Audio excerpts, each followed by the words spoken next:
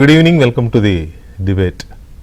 హైదరాబాదులో భూ వివాదాలకి పెద్దగా కొదవలేదు, అది పెద్ద వింత కూడా కాదు. హైదరాబాదులో చిన్న వివాదాలు అంటే సెంటు, అర సెంటు, గజాల దగ్గర నుంచి ఎకరాలకు 10 ఎకరాలు, 20 ఎకరాలు, 100 ఎకరాలు కూడా చూస్తూనే ఉంటాం.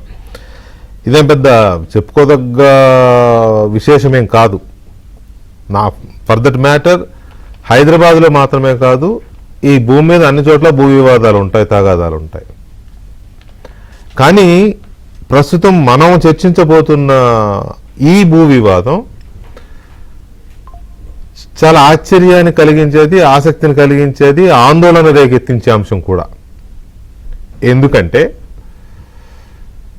స్వయంగా ఒక జాతీయ బ్యాంక్, ఒక నేషనలైజ్డ్ బ్యాంక్, అదే ఆషామాషి బ్యాంక్ కూడా కాదు, state bank of India, state bank of India రాష్ట్ర ప్రభుత్వం మమ్మల్ని మోసం చేసిందంటూ కోర్టుకెళ్ళింది. ఇది దాదాపు ఒక 1000 కోట్ల రూపాయల భూ వివాదం, 1100 కోట్లు సుమారుగా. ఇది రీసెంట్గా జరిగింది, ఇది అందరికీ తెలిసిందే. రాయదుర్గం అంటే చాలా నాలెడ్జ్ సిటీ అంటాం హైదరాబాద్లో, న్యూ హైదరాబాద్లో, గచ్చిబౌలికి ఎక్స్టెన్షన్లో వస్తుంది. Knowledge city, Rayadurgam place. అక్కడ ఒక 5 ఎకరాలు ప్లేస్ ఉంది, ప్లాట్. ఆ 5 ఎకరాలని రీసెంట్గా ఒక వారం క్రితమే రాష్ట్ర ప్రభుత్వం వేలం వేసింది. వేస్తే ఆ 5 ఎకరాల్లో రోడ్డు పక్కన ఉన్న బిట్టేమో ఎకరం 237 కోట్లకి వేలం పాటలో పోయింది. ఆ సగం నుంచి వెనుకున్న మిగతా 3 ఎకరాలు ఏమో ఎకరం 204 కోట్లకు పోయింది. అంటే దాదాపు 1100 కోట్ల రూపాయలు రాష్ట్ర ప్రభుత్వానికి ఆ 5 ఎకరాల పైన వేలం పాటలో వచ్చింది. పాడుకున్నతను ఆ డిపాజిట్ ఏదో కడతారు కదా పాటకు ముందు, అంతే తప్ప ఇంకా పేమెంట్ అవ్వలేదు. వాళ్ళకి కొంత టైం ఉంటుంది. పాడుకున్న తర్వాత ఈ టైంలో కట్టాలి, కట్టకపోతే ముందు కట్టిన డిపాజిట్ జప్తు అయిపోతుంది, 4 ఫీట్ అవుతుంది. ఇంకా ప్రాసెస్ కూడా పూర్తి అవ్వాల.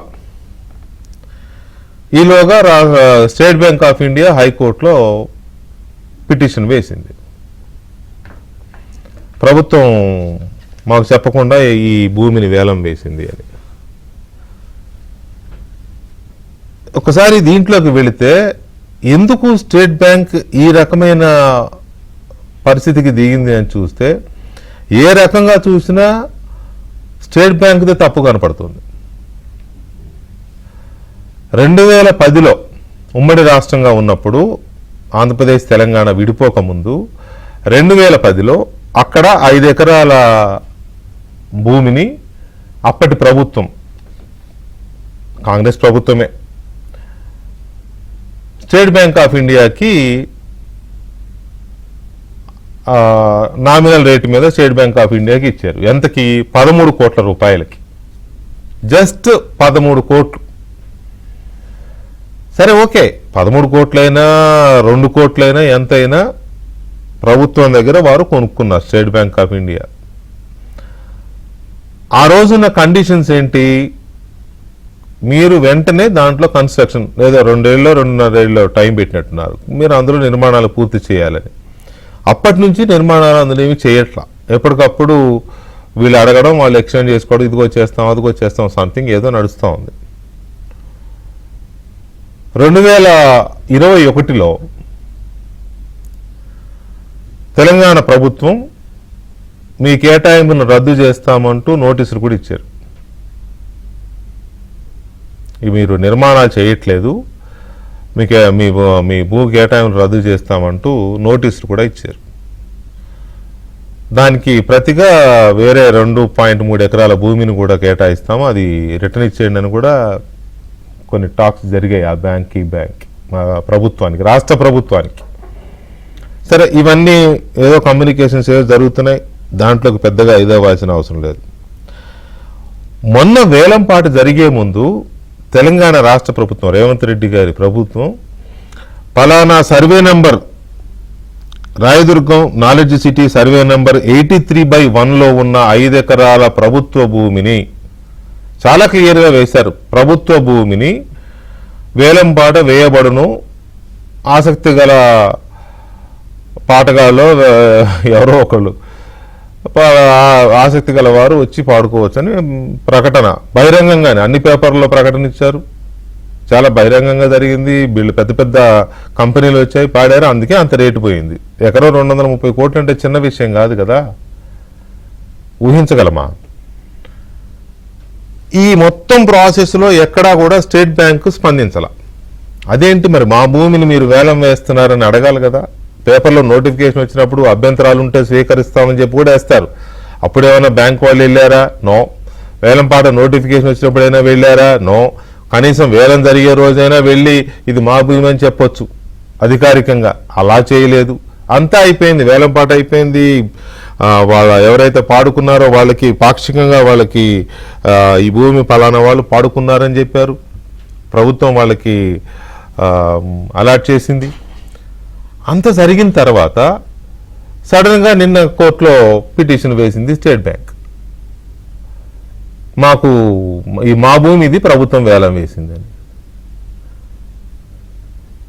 ఇది ఇది ఇది ఎలాంటి, ఇది 2010 నుంచి ఇప్పటి వరకు దాంట్లో ఎలాంటి నిర్మాణాలు చేపట్టకుండా ప్రభుత్వం మీకు మేము వేలంపాట ఇస్తున్నామని నోటిఫికేషన్లు ఇచ్చి ఆక్షన్ నోటిఫికేషన్స్ ఇచ్చినప్పుడు స్పందించకుండా ఇప్పుడు ఎలా చేశారనేది ఒక పాయింట్. రెండో పాయింట్ ఇందులో చాలా క్లియర్గా వీళ్ళే చెబుతున్నారు, మాకు మే 20వ తేదీన మీరు ఎలాంటి నిర్మాణాలు చేపట్టలేదు కాబట్టి భూ కేటాయింపుని రద్దు చేస్తున్నట్టు రాష్ట్ర ప్రభుత్వం మాకు లెటర్ రాసింది, కానీ అది మాకు అందలేదు అని బ్యాంకు చెప్తోంది. వీళ్ళకి లెటర్ అందనప్పుడు మే 20వ తేదీన రాష్ట్ర ప్రభుత్వం లెటర్ రాసిన విషయం బ్యాంక్ ఎలా తెలిసింది? ఇది ఇంకొక ఆసక్తికరమైన పరిణామం ఇందులో. అంటే ఇదంతా ఎందుకు చెప్పాల్సి వస్తుందంటే ప్రభుత్వం దీని మీద ఆరాధించింది. ఎప్పుడైతే బ్యాంకు ఈ రకంగా అడ్డం తిరిగిందో ఇన్ని సంవత్సరాల తర్వాత ఏం జరుగుతోంది అని ఆరాధిస్తే ఇప్పుడు ముఖ్యమంత్రి గారికి వచ్చిన సమాచారం ప్రకారం, ముఖ్యమంత్రి గారు కార్యాలయం చెప్తున్న సమాచారం ప్రకారం ఎస్బీఐ చైర్మన్ చల్లా శ్రీనివాసరావు శెట్టి గారు, వీరు మహబూబ్ నగర్ జిల్లా వనపర్తి ప్రాంతానికి చెందినవారు. అదే ప్రాంతానికి చెందిన మాజీ మంత్రి సీనియర్ బీఆర్ఎస్ నాయకుడు ఒక ఆయనకి బాగా సన్నిహితులు వీరు. ఇది బీఆర్ఎస్ ఆడిన రాజకీయ, ప్రభుత్వం చెప్పడం ఇది కుట్ర అంటోంది, రాజకీయ కుట్ర అని. అందులో భాగంగా శ్రీనివాసులు శెట్టి గారు బీఆర్ఎస్ కలిసి వేలంపాట అయిపోయేంత వరకు ఆగి, అయిపోయిన తర్వాత ఇప్పుడు కోర్టుకి వెళ్ళడంలో బీఆర్ఎస్ సలహా సంప్రదింపులు ఉన్నాయి. బీఆర్ఎస్ ఉద్దేశపూర్వకంగానే స్టేట్ బ్యాంకుని అడ్డం పెట్టుకొని ప్రభుత్వంని ఇబ్బంది పెట్టే ప్రయత్నం చేస్తోంది అనేది ఇప్పుడు ప్రభుత్వం నమ్ముతోంది. ముఖ్యమంత్రి స్వయంగా చాలా సీరియస్గా ఉన్నారు దీని మీద. ఇలా చేస్తే అభివృద్ధి ఎలా ముందుకెళ్తుంది, సమస్యలు ఎలా మనకి ఇదవుతాయి, పెట్టుబడులు ఎలా వస్తాయి, ఒక బ్యాంకే ఇలా అడ్డం తిరిగితే పైగా బ్యాంకు ఒక రాజకీయ పార్టీతో చేతులు కలపడం ఏంటి అనేది చాలా సీరియస్గా తీసుకున్నారు.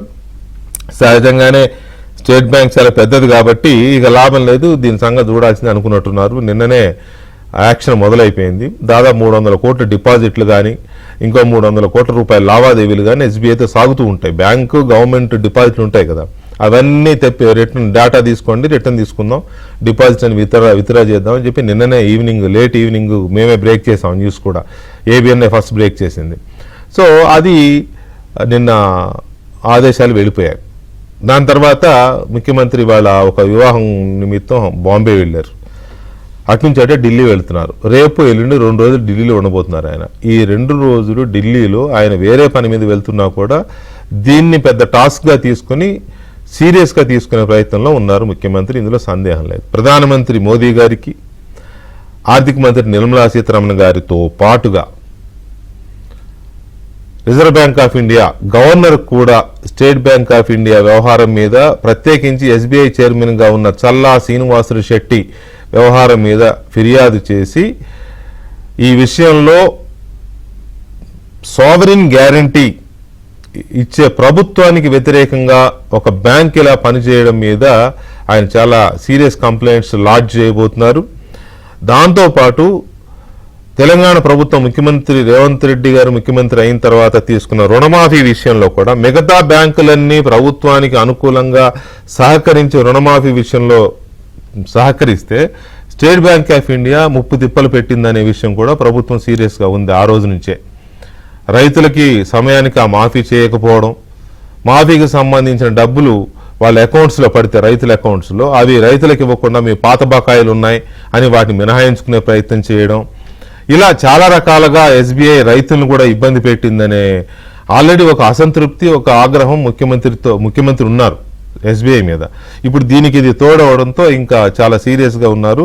సో ఇది ఎటు దారి తీయబోతోంది, ఎందుకు స్టేట్ బ్యాంక్ ఆఫ్ ఇండియా ఈ రకంగా చేయడం ఎంతవరకు కరెక్ట్, బ్యాంకుగా ఉండాలి కానీ రాజకీయాలతో బ్యాంకులకు ఏం పని ఉంటుంది, పైగా ఆ బ్యాంకు చైర్మన్ తన సొంత రాష్ట్రమైన తెలంగాణ అభివృద్ధికి అవకాశం ఇవ్వాలి కానీ అందులో ఉన్న రాజకీయాలతో ఆయనకి ఏంటి పని, చాలామంది లాగా ఆయన కూడా రిటైర్మెంట్ తర్వాత ఏమన్నా రాజకీయాల్లోకి రావాలనుకుంటున్నారా ఏంటి, ఇవన్నీ చాలా చర్చలు ఉన్నాయి. ముఖ్యమంత్రి మాత్రం చాలా ఆగ్రహంతో ఉన్నట్టుగా ముఖ్యమంత్రి కార్యాలయం ద్వారా తెలుస్తోంది.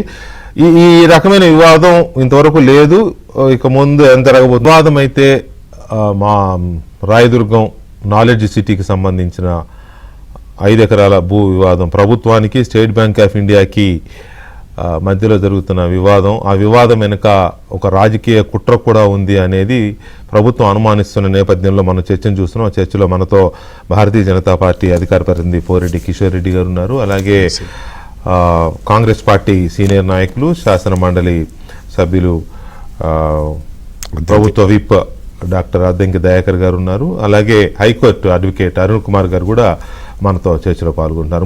ముందుగా దయాకర్ గారు నమస్కారం. దయాకర్ గారు, అసలు ఈ రకమైన అంటే భూ వివాదాలు చాలా రకాలుగా జరుగుతూ ఉంటాయి, ప్రైవేట్ పార్టీలకి ప్రభుత్వాలకు జరుగుతూ ఉంటాయి, ప్రైవేట్ పార్టీలకి మధ్య జరుగుతూ ఉంటాయి, ఇవి చాలా చూస్తూ ఉంటాం. ఇది అదేం పెద్ద వింత కాదు. కానీ ఒక నేషనలైజ్డ్ బ్యాంక్కి ప్రభుత్వానికి మధ్య ఈ వివాదం రావడం అనేది కొంత ఆందోళన కలిగించే అంశమే కదా. ఎందుకు ఈ పరిస్థితి తలెత్తింది? గుడ్ ఈవినింగ్ వెంకటకృష్ణ గారు, ఇద్దరు పెద్దలకు కూడా నమస్కారం. నమస్కారం సార్. బీఆర్ఎస్ వాళ్ళు రారు కాబట్టో లేకపోతే రాలేకపోతున్నారు కాబట్టో సరే నాకు అది ఒక పిటిగానే అనిపిస్తుంది. కానీ ఇక్కడ బీఆర్ఎస్ పార్టీ రోల్ చివరికి బ్యాంకులను కూడా ప్రభుత్వానికి వ్యతిరేకం చేసే నీచ స్థాయికి దిగజారిందని మాత్రం అర్థమవుతున్నది. నేను పేర్లు ప్రస్తావన చేయొచ్చో లేదో నాకు తెలియదు, కానీ ఈరోజు బీఆర్ఎస్ పార్టీ నాయకత్వం ఇంత నీచానికి ఒడిగొట్టడానికి కారణం ఏంది? డబ్బులు రావద్దు ప్రభుత్వానికి. డబ్బులు వస్తే వాళ్ళ కళ్ళలో మంట.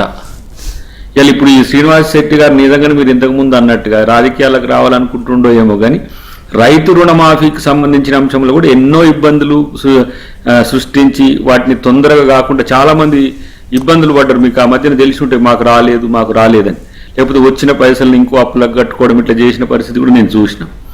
అయితే ఏంటి, ఒకప్పుడేమో హెచ్సియు భూముల మీద లేని పంచాయతీని రాద్ధాంతం చేసి దేశం మొత్తం పర్యావరణం మొత్తం ఈరోజు ఈ ప్రభుత్వమే కొట్టి పడేస్తుంది అన్నట్టుగా సీన్ క్రియేట్ చేసి ఎక్కడో మన వాళ్ళు అమెరికాలోనో లేకపోతే ఇంగ్లాండ్లోనో ఆస్ట్రేలియా ఉండేవాళ్ళు కూడా గూగుల్ పడిపోయింది. ఇంత ఎందుకు ఈ ప్రభుత్వం తెగబడుతుందని చెప్పి నాతో అన్నోళ్ళు ఎంతో మంది ఉన్నారు. కానీ వాస్తవంగా అది కోర్టు తీర్పు నుంచి కోర్టు జడ్జిమెంట్ని బట్టి మనం చేసినాం. ఆ రోజు ఒక 10,000 కోట్ల రూపాయలు వచ్చాయి. ఇప్పుడు ఈ డీల్లో మీరు అంతా చెప్పిండ్రు కదా వెంకటకృష్ణ గారు, మొత్తం ఎట్టెట్లా వచ్చింది, అది ఏంటి అనేది.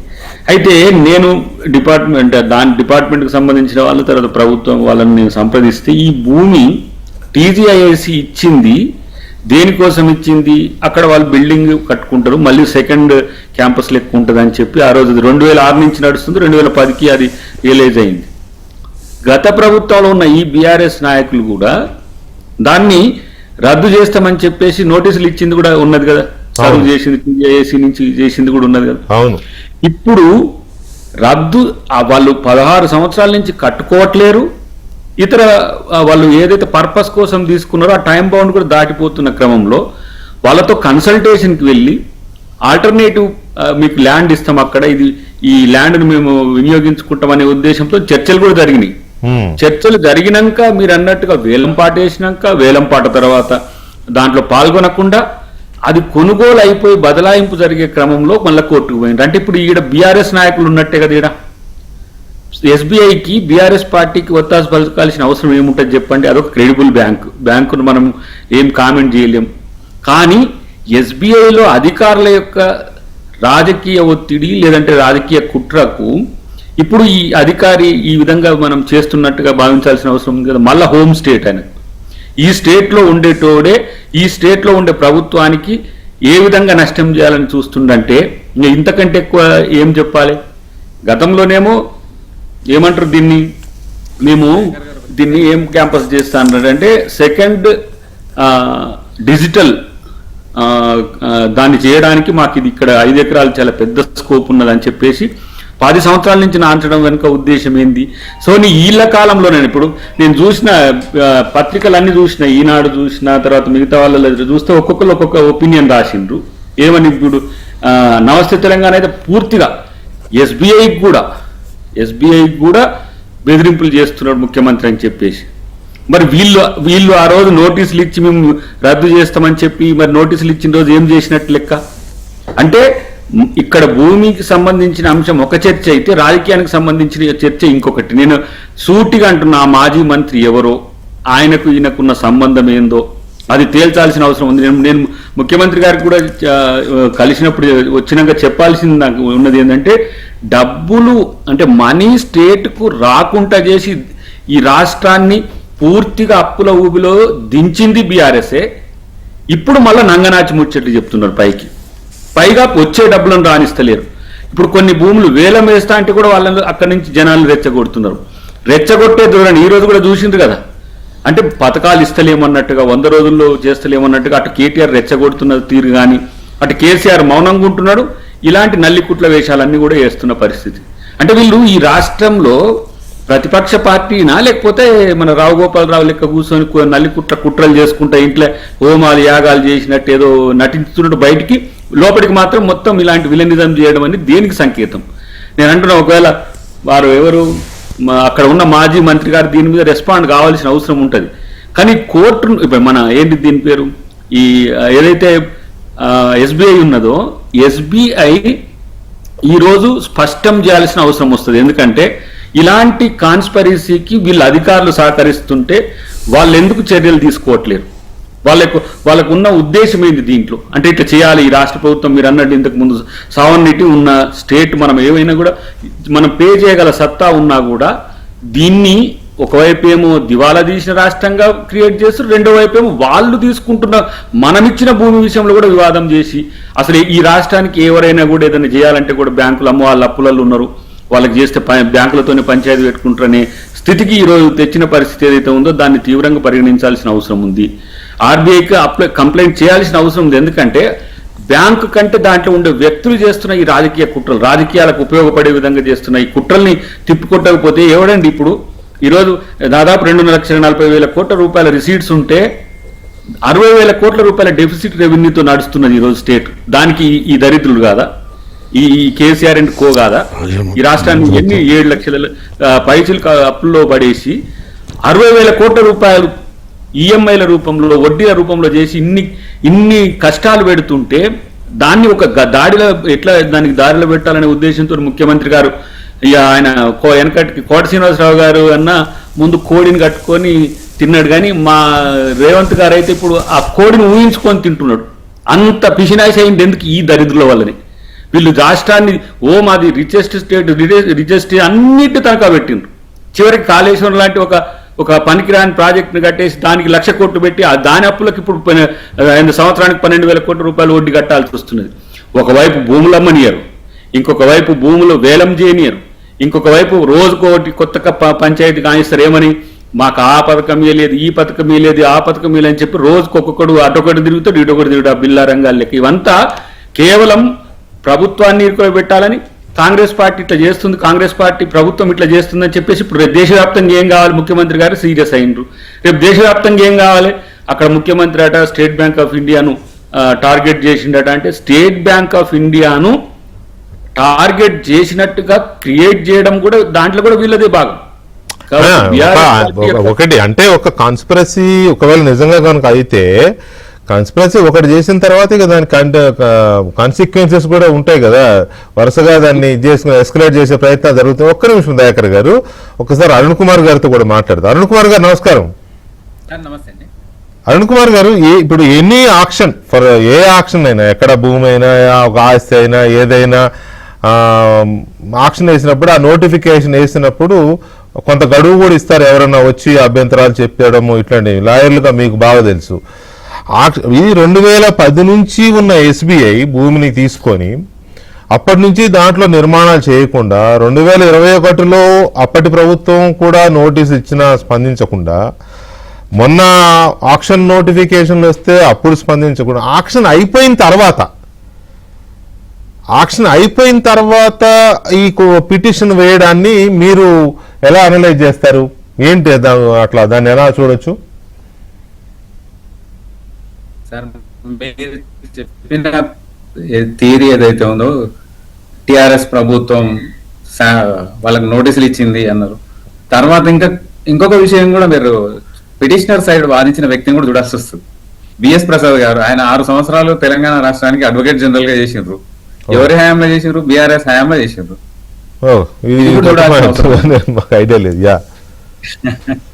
బండ Shivaprasad garu advocate general for the state of Telangana from 2017 to మన్నడు దాకున్నారు. తెలంగాణ బీఆర్ఎస్ ప్రభుత్వం దిగిపోయిన తర్వాత కూడా కొత్తగా అడ్వకేట్ జనరల్ అపాయింట్ అయ్యేంత వరకు ఆయన్నే అడ్వకేట్ జనరల్ గా వ్యవహరించారు. అంటే మీరు చెప్పిన కాన్స్పిరసీ ఏదైతే ఉందో దాన్ని స్ట్రెంథెన్ చేయడానికి అవకాశం ఉంది. ఇంకొక విచిత్రమైన విషయం ఏంటంటే, రేవంత్ రెడ్డి గారు కూడా వనపర్తికి చెందిన వ్యక్తే, అందుకే తొందరగా స్మెల్ చేయడం జరిగింది ఈ కుట్రను. వనపర్తి జిల్లా పరిషత్ స్కూల్లోనే 8th, 9th, 10th ఆయన చదవడం జరిగింది రేవంత్ రెడ్డి గారు. అందుకే ఈ శ్రీనివాస్ కూడా విన్నాను నేను. మాజీ మంత్రి, ఇక పేరెందుకు, మాజీ మంత్రి ఒకరే మంత్రి ఉన్నారు, నిరంజన్ రెడ్డి గారు ఉన్నారు. నీళ్ళ మంత్రి అనే పేరు కేవలం పేరే గాని ఆయన నియోజకవర్గానికి చేసింది ఏం లేదు. ఎందుకంటే దాని రిజల్ట్ కనబడుతుంది. ఆయన మంత్రి చేస్తే కూడా ఓడిపోవడం జరిగింది. అదే కాకుండా ఇంకొక ఫినిషింగ్ ఏంటంటే, నాది వనపర్తి, నేను కూడా వనపర్తికి చెందిన. అవునా? ఇది నాకు తెలియదు అండి, నిజంగా తెలియదు. మీరు ఈ అడ్వకేట్ గా ఫెమిలియర్ అనే నేను మిమ్మల్ని ఇన్వైట్ చేశాను తప్ప మీది వనపర్తి అనే విషయం నాకు తెలియదు. ముఖ్యమంత్రి గారు సూపర్ సీనియర్, నాకు 3 సంవత్సరాల సీనియర్ వారు. కాకపోతే శ్రీనివాసులు శెట్టి గారు, నిరంజన్ రెడ్డి గారు, ఇవంతా కూడా బిఎస్ ప్రసాద్ గారు, ఇంకా చాలా ఉన్నాయి సార్. హైకోర్టులో చాలా జరుగుతున్నాయి. వీళ్ళంతా కూడా ఒక కబ్జా చేసేసిండ్రు, హైకోర్టును కూడా కబ్జా చేసిండ్రు. ఏ రకాలుగా అంటే, మీకు గుర్తుండే ఉంటది, టెలిఫోన్ ట్యాప్ మీద కంప్లైంట్ ఇచ్చిందే నేను, జడ్జిలో ఫోన్లు కూడా ట్యాప్ అయినాయని చెప్పిన వ్యక్తిని కూడా నేను. జబర్దస్తిగా వాళ్ళ పనులు చేయించుకోవడానికి ఈవెన్ హైకోర్టులో కూడా టెలిఫోన్ ట్యాపింగ్ చేయడం జరిగింది. ఆ విషయాన్ని ఫస్ట్ డిస్క్లోజ్ చేసిందే నేను. అంటే నా ఉద్దేశం, నేనేదో క్రెడిట్ కొడదామన్న ఉద్దేశం. కాకపోతే కాన్స్పిరసీ అన్న థియరీ మాత్రం వాస్తవం. అది థియరీ ఆబ్వియస్ గా అది నిజం. దీని మీద చర్యలు తీసుకోవాల్సిందే. ఎందుకు అంటే, ఎవరైతే కేటాయిస్తున్నారో వాళ్ళకి రద్దు చేసే అవకాశం ఉంటుంది. సింపుల్. ఇదంతా కూడా టీ కప్పులో తుఫాన్ అవుతుంది. ఆ రోజు ఇంత పెద్ద చర్చ జరుగుతుంది. అసలు construction, what is the purpose? Construction చేయనప్పుడు ఎవరైతే అలాట్ చేసిందో రాష్ట్ర ప్రభుత్వం, ఏ పార్టీ అయినా ఉండొచ్చు, ఎవరైనా కావచ్చు, అధికారం పూర్తి స్థాయిలో vested with government, state government allot చేసిండ్రు, క్యాన్సిల్ చేసిండ్రు. వాళ్ళు వాడుకోలేదు, తప్పు వాళ్ళది. జరిగిన తప్పుకు పూర్తి స్థాయిలో బాధ్యత వహించాలి. ఏదో నెగోషియేషన్స్ పోకుండా డైరెక్ట్ గా హంశంటం తుంశంటం అని చెప్పేసి దాడి చేయడం అనేది, ప్రభుత్వం మీద దాడి చేయాలనుకోవడం అనేది ఇంకా చాలా జరుగుతాయండి. ఈ డెట్ రికవరీ ట్రిబ్యునల్ ను అడ్డు పెట్టుకొని బ్యాంకులు చేసే మోసాలు భయంకరం. అసలు దాని మీద మీరు చేస్తే కొన్ని 100 ఎపిసోడ్లు మీకు దొరుకుతాయి. ఎవరైనా సరే 2 నెలలు 3 నెలలు కట్టకపోతే ఎన్పిఏ కింద అకౌంట్లు అని చేసి వాళ్ళ ఇంటిని చాలా తక్కువ ధరలో జప్తు చేస్తారు. అవును, ఆక్షన్ వేస్తారు కదా. తక్కువ ధరలో అమ్మేస్తారు. అవును. ఆ కుట్రలో ఇప్పుడు ఈ కేసులో ఉన్న పిటిషనర్ తరఫున వాదించిన వారు కూడా గొప్ప వాళ్ళు ఉన్నారు. ఇలా ఆస్తులన్నింటినీ కూడా ఆ డెట్ రికవరీ ట్రిబ్యునల్ లో సంపాదించిన డబ్బులన్నీ కూడా దాంట్లో వచ్చిన ఆస్తుల మీద పెట్టడం జరిగింది. దీని మీద నిఘా మీద పెడితే కూడా తెలిసిపోతుంది. ఒక గత ప్రభుత్వంలో పనిచేసిన వ్యక్తులు వాళ్ళ డబ్బులను డెట్ రికవరీ ట్రిబ్యునల్ లో అమ్మిన ఏవైతే ప్రాపర్టీ ఉన్నాయో వాటిని కొనడానికి, బినామీ పేర్లతో కొనడానికి వాడుకున్న మాట వాస్తవం. అందుకే బ్యాంకులు పూర్తి స్థాయిలో వీళ్ళకి మోకరిల్లుతున్నాయి. పాత టీం ఏదైతే ఉందో లీగల్ టీము, దానికి పూర్తి స్థాయిలో మోకరిల్లి వాళ్ళకి ఏది చేయాలంటే అది చేస్తున్నాయి. ఈ కేసు కూడా అదే ఉదంతం. గౌరవ ముఖ్యమంత్రి గారిని నేను రిక్వెస్ట్ చేస్తున్నా, బ్యాంకులు చేసిన అక్రమాలు డెట్ రికవరీ ట్రిబ్యునల్ అడ్డు పెట్టుకొని డెట్ రికవరీ ట్రిబ్యునల్ కు ఎవరైనా సరే లోన్ తీసుకున్న వ్యక్తి వెళ్ళాలంటే లక్షల కొద్ది కోర్టు ఫీజులు కట్టాల్సి వస్తుంది. అందుకని భయపడి అసలు డబ్బులు ఉంటే లక్షల రూపాయలు ఉంటే కంతు ఈఎంఐలు కట్టుకుంటారు కదా సార్. ఈఎంఐలు కట్టే పరిస్థితి లేని వ్యక్తులు డిఆర్టీకి పోవాలంటే లక్షల్లో వస్తుంది. మన దౌర్భాగ్యం ఏంటంటే కొన్ని రోజుల పాటు ఇక్కడ హైదరాబాద్ లో ఉన్న డెట్ రికవరీ ట్రిబ్యునల్ కు చైర్మన్ లేరు. కలకత్తాకు, చెన్నైకి, బాంబేకి వెళ్లాల్సిన పరిస్థితులు ఉండే. అటువంటి పరిస్థితుల్లో వీళ్ళు ఎంతో మంది జీవితాలను నలిపేసినారు ఈ బ్యాంకులు. నేషనలైజ్డ్ బ్యాంకులు కావచ్చు, ప్రైవేట్ బ్యాంకులు అయితే ఇంకా అరాచకం చేసినాయి. సో ఈ పర్టికులర్ ఇష్యూలో కూడా బ్యాంక్ ఎస్బీఐ ఒక కాన్స్పిరసీతోనే ఈ రకంగా చేసింది అనుకోవచ్చా? 100% ఇది ప్రూవ్ అవుతుంది. ఇన్వెస్టిగేషన్ చేస్తే మాత్రం ఖచ్చితంగా ప్రూవ్ అవుతుంది. వీళ్ళ ఈ టీం అంతా కూడా లీగల్ టీం. నేను చెప్తున్నా, డైరెక్ట్ చెప్తున్నా, మీ ఛానల్ కి ఎలాంటి లేదు. నేను పూర్తి స్థాయి బాధ్యత వహించి మరి నేను ఇందులో స్టేట్మెంట్ ఇస్తున్నా. దానికి వచ్చే లీగల్ కాన్సిక్వెన్సెస్ కి పూర్తిగా నేను బాధ్యత తీసుకుంటూ అండర్లైన్ చేసుకోవచ్చు, ఇది రికార్డ్ చేసుకోవచ్చు. నేను కూడా ప్రూవ్ చేస్తుంది దాన్ని. వాళ్ళ ఆస్తులు సంపాదించుకోవడానికి, వాళ్ళకు బినామీలుగా పనిచేయడానికి ఈ టీం పనిచేసింది. ఆ టీమే కొన్నది ఆస్తులు. ఆ టీం దాని కొరకు ఆ బ్యాంకుల్లో ఉన్న పెద్ద ఆఫీసర్లు ఇప్పుడు రాష్ట్ర ప్రభుత్వానికి వ్యతిరేకంగా, ఇప్పుడున్న పార్టీకి వ్యతిరేకంగా పనిచేస్తున్నారని నేను గంటాపదంగా చెప్తా, రాసిస్తా నేను. రైట్. అరుణ్ గారు, ఒక చిన్న బ్రేక్ తీసుకుందాం. బ్రేక్ తర్వాత ఇది నిజంగా కూడా ఇలాంటి కాన్స్పిరసీస్ ఎందుకు చేయాలి, అవసరమా దీనివల్ల, తర్వాత వేలంపాట అనేది పబ్లిక్ డాక్యుమెంట్, ఇదేమి సీక్రెట్గా ఎవరికి తెలియకుండా ఒకరి నుంచి ఒకరు సంతకాలు పెట్టుకొని రాసి ఇచ్చుకునే ఇది కాదు. పబ్లిక్గా జరిగేది.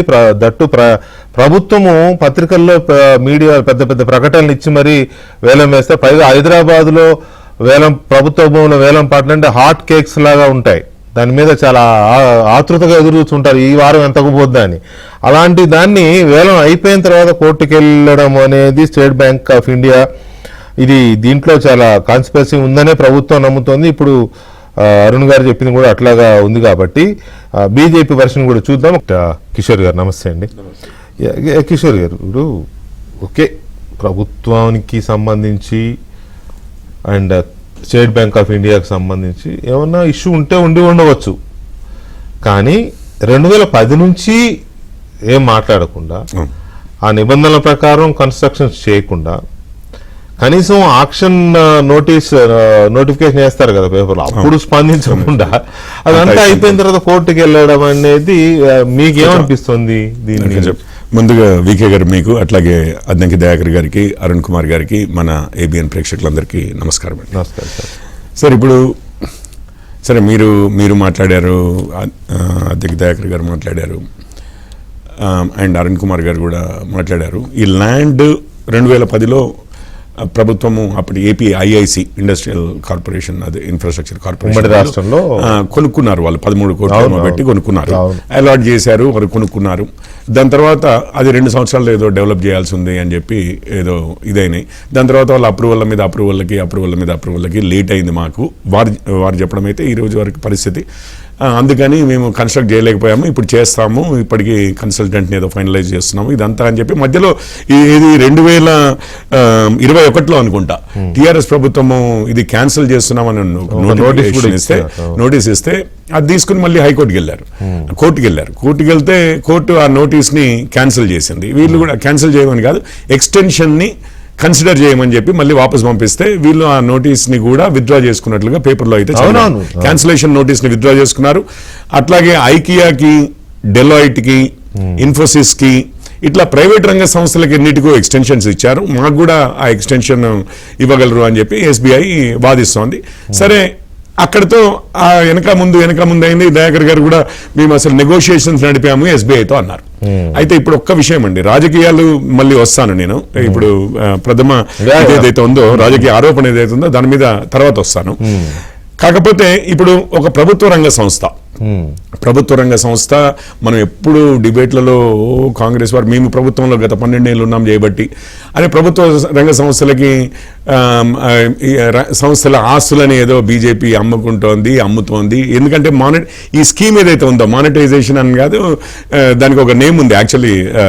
అది ఏంటంటే మనము రైల్వే స్టేషన్లలో కూడా కొన్ని ఉన్న ప్లేసెస్ని అద్దెకి లాంగ్ టర్మ్ మానిటైజేషన్ స్కీమే కానీ అని అంటే లేదు మొత్తం రైల్వేలను నమ్మేస్తున్నారు, బ్యాంకులు నమ్మేస్తున్నారు, బిఎస్ఎన్ఎల్ నమ్మేస్తున్నారు. ఇట్లాంటివన్నీ విపరీతంగా ఆర్గ్యూ చేసిన మన కాంగ్రెస్ ప్రతినిధులు మరి ఈరోజు ఒక ప్రభుత్వ రంగ సంస్థ అండి, అది ఎస్బీఐ.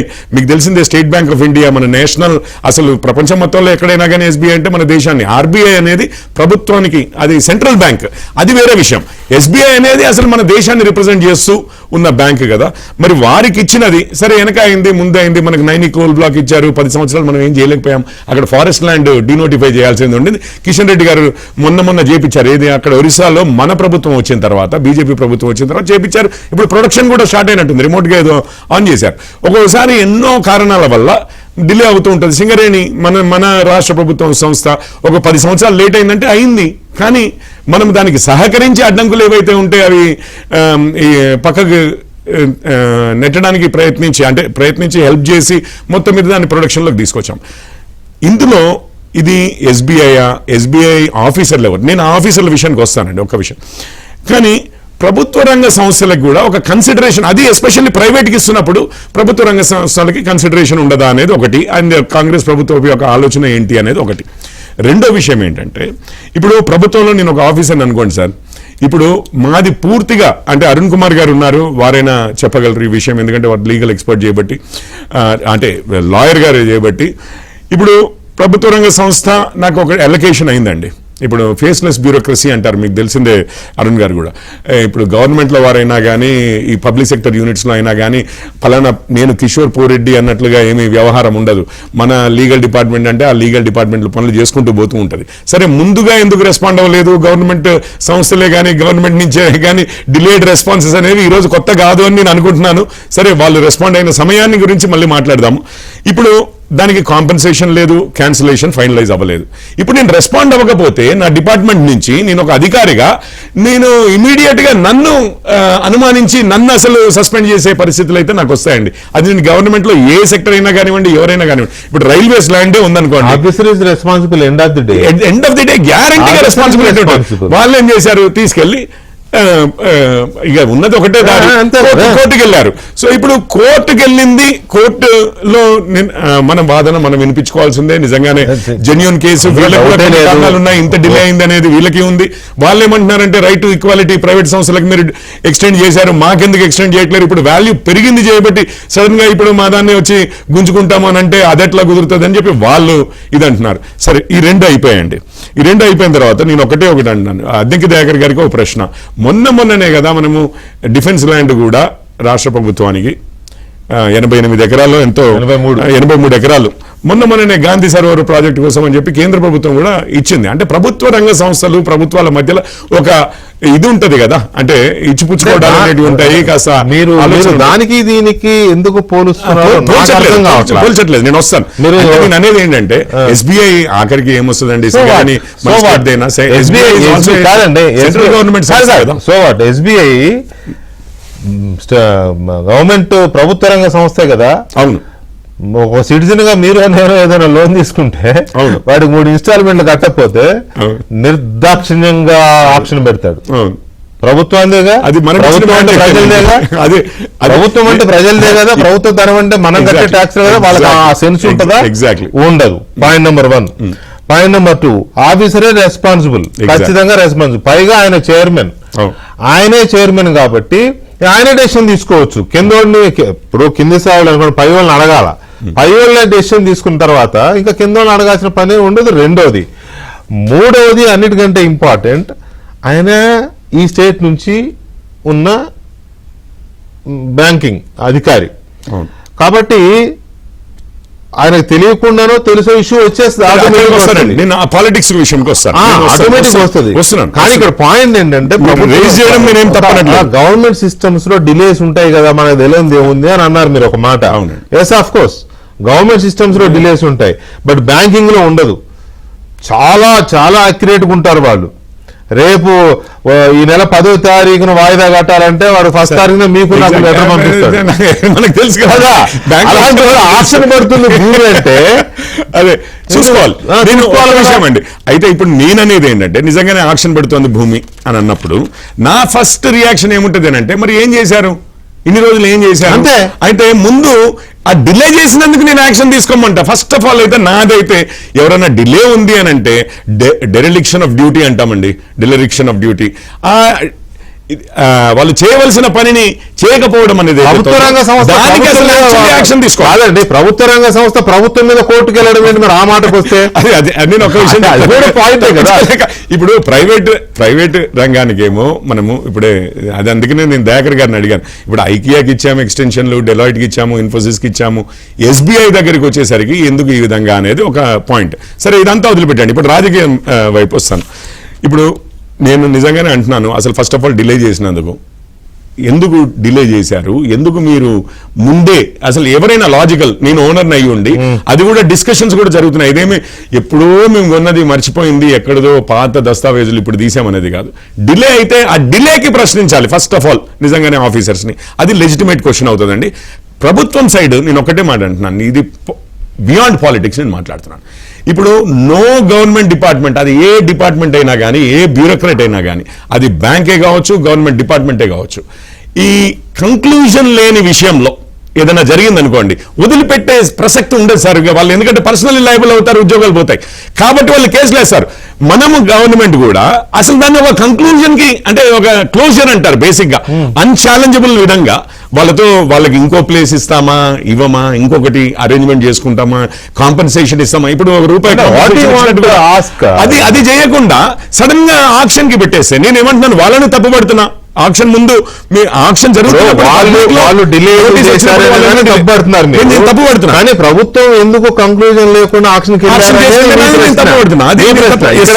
సింపుల్ పేపర్ లో బహిరంగంగా అన్ని ప్రధానమైన ఇంగ్లీషు, తెలుగు ఆప్షన్ ఇచ్చారు సార్. అంత పెద్ద క్యాన్సిలేషన్ సార్ మే 20వ తేదీ రాశారని బ్యాంకే చెప్తారు. ఇప్పుడు మే 20వ తేదీకి వాళ్ళు ఇస్తే ఏంటంటే 4 అసలు ఆప్షన్ గమనించాలి. మే 20వ తేదీన మేము మీ కేటాయింపులు రద్దు చేస్తున్నామని ప్రభుత్వం మాకు లేఖ రాసింది, మాకు అందలేదు అని వీళ్ళే చెప్తూ మాకు అందలేదంటే అందరికీ తెలిసింది. అంటే బేసికల్లీ నేను చెప్తాను కావచ్చు కాక ఇంకొక విషయం కూడా ఉంటుందండి. నార్మల్లీ ఏమవుతుందంటే this letter is dated so and so అని చెప్పి ఉంటుంది. అరుణ్ గారు క్లియర్ గా చెప్పగలరు. డేట్, ప్లేస్ ఇవన్నీ వేసి ఏమైనా చేయొచ్చు మీరు. నేను నిజంగా అంటున్నాను సార్, మారుస్తున్న రోజు కిషోర్ రెడ్డి గారు ఏంటంటే ఇప్పుడు ఆయన అతిగా కర్ర కూడా పావుగా సావకుండా బ్యాంకుని ప్రొటెక్ట్ చేసే ప్రయత్నం చేస్తున్నారు. At the same time opposition party కాబట్టి కాంగ్రెస్ ప్రభుత్వాన్ని కొంత బ్లేమ్ చేసే ప్రయత్నం జరుగుతున్నట్టు నాకు అనిపిస్తుంది. ఇక్కడ సింపుల్ గా గమనించాల్సింది ఏంటంటే 13 కోట్ల రూపాయలకు 2010లో భూమిని కొనుక్కున్న ఎస్బీఐ, ఈ ప్రభుత్వం మీకు కావాలంటే పక్కనే 2.3 ఎకర్స్ పక్కనే సేమ్ 220 కోట్లు 230 కోట్లు చేసే ల్యాండ్ 2.3 ఎకర్స్ తీసుకోండి అని కూడా ఆప్షన్ ఇస్తే రిప్లై ఇవ్వకుండా అది ఇచ్చినా కూడా 550 కోట్లు అవుతుంది. అంత మాత్రం 13 కోట్లు కొన్నారని ఎవరు చిన్న చూపు చూడట్లా, ఎందుకంటే ప్రైవేట్ వాళ్ళు కూడా అంతే కదా. కాబట్టి అలా కాదు, కానీ దానికి రిప్లై ఇవ్వకుండా ఓరల్ గా ఓకే చేసిందని ప్రభుత్వం చెప్తోంది. ఓరల్ గా బ్యాంక్ అధికారులు ఓకే చేశారని చెప్తుంది ప్రభుత్వం. వాళ్ళు ఇప్పుడు దాన్ని క్యాన్సిల్ చేసుకున్నారు. కిషోర్ రెడ్డి గారు చేసే ఆర్గ్యుమెంట్ మీద దయాకర్ మీ స్పందన ఏంటి? మీకు ప్రశ్న కూడా వేసినట్టున్నారు ఆయన. ఎగ్జాక్ట్లీ. ఇప్పుడు ఈ భూమి ఎప్పుడు కేటాయింపు జరిగింది వెంకటకృష్ణ గారు? 2010. ఎవరు ఉన్నాడు అప్పుడు గవర్నమెంట్ లో? రాజశేఖర రెడ్డి గారు ఉన్నప్పుడు ప్రాసెస్ స్టార్ట్ అయింది. రోషే గారు సీఎం ఉన్నారు. ఏ పార్టీ ఇచ్చింది? కాంగ్రెస్ పార్టీ. మరి ఇక అట్లాంటప్పుడు ఎస్బీఐకి అసలు భూమే కేటాయించొద్దంటే అసలు కేటాయించకపోతుంది కదా. దాన్ని ఇంపీరియల్ బ్యాంక్ నుంచి స్టేట్ బ్యాంక్ ఆఫ్ ఇండియా చెప్పి ఆర్బీఐ తర్వాత నేషనల్ ఆపరేషన్స్ కు దాదాపు 10 శాఖలు మీరు చూస్తే state bank of Tamil Nadu, state bank of Kerala, state bank of అని ఇట్లా అన్ని స్టేట్ల పేరు మీద కూడా దాన్ని డీసెంట్రలైజ్ చేసి బ్యాంకులను జాతీయం చేసేయడమే కాకుండా ఎస్బీఐని లీడ్ బ్యాంక్ గా భారత ప్రభుత్వం చేసిందే కాంగ్రెస్ ప్రభుత్వం ఉన్నప్పుడు. ఇప్పుడు దీన్ని కూడా రాజశేఖర రెడ్డి గారు లీడ్ బ్యాంక్ ఎస్ఎల్బిసి అని పెడతారు కదా మామూలుగా ఎప్పుడు స్టేట్ బ్యాంక్. వాటికి కూడా మనం గత కొన్ని సంవత్సరాలు 20 సంవత్సరాల పైచిలకు స్టేట్ బ్యాంక్ ఆఫ్ ఇండియాని మనం లీడ్ బ్యాంక్ గా తీసుకుంటాం. స్టేట్ బ్యాంక్ ఆఫ్ హైదరాబాద్ ఉండే, హైదరాబాద్ కూడా ఇప్పుడు మర్జ్ అయింది. వీళ్ళేమో మనం ఎక్స్పాండెడ్ మోడ్ లో చేస్తే బీజేపీలో దాన్ని మొత్తం కుదించేసిండు. కానీ దీనికి ల్యాండ్ ఇచ్చిందే పెద్ద క్యాంపస్ మనకు ఉండాలి, ప్రైమ్ ఏరియాలో ఉండాలని. నువ్వు దాన్ని కట్టకుండా దాన్ని ఇతర అవసరాలకు ఉపయోగించకుండా అసలు ఆ డీడే పర్పస్ టైం బౌండ్ పర్పస్ ఉన్నది. రెండవది కట్టేది బ్యాంకు విస్తృతి కొరకు అని చెప్పి కూడా వాళ్ళు దాంట్లో రాసి ఉన్నారు. 16 సంవత్సరాల నుంచి కట్టకపోవడం ఒక ఎత్తు అయితే, కట్టుకున్న వాళ్ళు డెలైట్కి ఎప్పుడు ఇచ్చినా ఒకసారి మీరు చూడండి, లేకపోతే ఇన్ఫోసిస్ కి ఎప్పుడు ఇచ్చినా మీరు చూడండి. చాలా ప్రైమరీ అది. అక్కడ మీరు 5 ఎకరాలు కాదు 6 ఎకరం ఇచ్చినా కూడా వరంగా భావిస్తారు ప్రైవేట్ అయినా ఏదైనా. ఇప్పుడు ఎవరైనా ఇప్పుడు కట్టట్లేరు కాబట్టి దీన్ని ఇతర అవసరాలకు ఉపయోగించుకుంటామని చెప్పి బీఆర్ఎస్ ప్రభుత్వం ఇచ్చింది, వాళ్ళకి నోటీస్ క్యాన్సిలేషన్ నోటీస్ ఇచ్చింది. ఇప్పుడు దాన్ని నిరుపయోగంగా ఉంచడమే కాకుండా దాన్ని యూటిలైజ్ చేయకుండా కమర్షియల్ వ్యాపారం దృష్ట్యా చూస్తున్నారా ఈ శెట్టి గారు కానీ అంతకుముందు ఉన్న బుట్టి గారు కానీ. ఇలా 2.5 ఎకరాల మీద అన్నట్టు 500 కాదు 600 నుంచి 700 కోట్ల రూపాయలు అవుతుంది మనం ఆఫర్ చేసిన ల్యాండ్ కూడా. అది కూడా ప్రైమ్ ప్లేస్ లో ఇచ్చినాం. అక్కడ మీరు చేసుకోండి అంటే మౌఖికంగా ఓకే అన్నారు వాళ్ళు, తర్వాత మేము పట్టించుకోలే. వేలం పాట జరిగేటప్పుడు స్టేక్ హోల్డర్ ఎప్పుడైనా స్టేక్ పోతాడు. ఎప్పుడైతే నా భూమి ఇది నాకు సంబంధించిన భూమి అనేటప్పుడు తప్పనిసరి సార్ నా దాన్ని ఆక్షన్ ఎట్లా చేస్తారు సార్ వీళ్ళు చేయకూడదు సార్ అని చెప్పి కోర్టుకు పోతారు.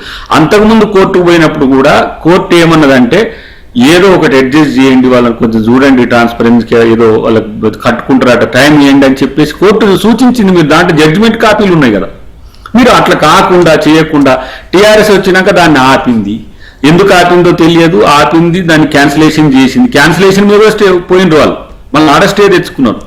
ఇప్పుడు దీన్ని బీఆర్ఎస్ ఏం చేస్తున్నది, దీన్ని కూడా ఇప్పుడు వాళ్ళకు సంబంధికులతోనో వాళ్ళ పార్టీ వాళ్ళతోనో దీన్ని రాజకీయం చేసి రేవంత్ రెడ్డి గారు అది తెచ్చింది కదా దాన్ని ఆపేసింది. ఏం చేసినా కూడా ఆయన ఏం పని చేసినా కూడా తప్పు చేస్తున్నాడు కాబట్టి కోర్టు ఆపిందని చెప్పి రావడానికి ఒకటి. రెండోది ఎస్బీఐకి రాష్ట్ర ప్రభుత్వానికి పంచాయతీ పెట్టడానికి కూడా ఈ మధ్యన అధికారులు ఉపయోగపడుతున్నట్టు కదా. ఇప్పుడు ఒక పెద్ద ఆయన ఈ చర్చ చూసి నాకు పెట్టిండు, సార్ ఎస్బీఐ క్రెడిబిలిటీని మీరు ఏర్పాటు చేసింది మీరే అంటారా సార్ అంటే, దాంట్లో ఉండే వ్యక్తులు కదా ఆర్బీఐ అయినా ఎస్బీఐ అయినా లేకపోతే రాష్ట్ర ప్రభుత్వ క్రెడిబిలిటీ పోతుంది కదా, రాష్ట్ర ప్రభుత్వం మోసం చేసినట్టు కనపడుతుంది కదా. రాష్ట్ర ప్రభుత్వం అవుతుంది కదా. నేను ఇచ్చిన భూమి నేనే నాకే వ్యతిరేకం చేసుకుంటున్నా చూడు. ఆ బ్యాంక్ అంత పెద్దగా విస్తరించాలి, సౌత్ ఇండియాలో పెద్ద క్యాంపస్ కావాలని ఆ రోజు రాజశేఖర రెడ్డి గారైనా, రోషే గారైనా, తర్వాత కిరణ్ కుమార్ రెడ్డి గారైనా, ఇప్పుడు రేవంత్ రెడ్డి గారైనా మీరు కట్టుకోవట్లేరు ఏంటంటే సమాధానం చెప్పట్లేరు. కానీ కట్టుకోకుండా ఏం చేయకుండా ఆ భూమిని అట్ట పెడితే దాంట్లో అగ్రిమెంట్ లో ఉంటుంది టీజేఏసీకి సంబంధించి కానీ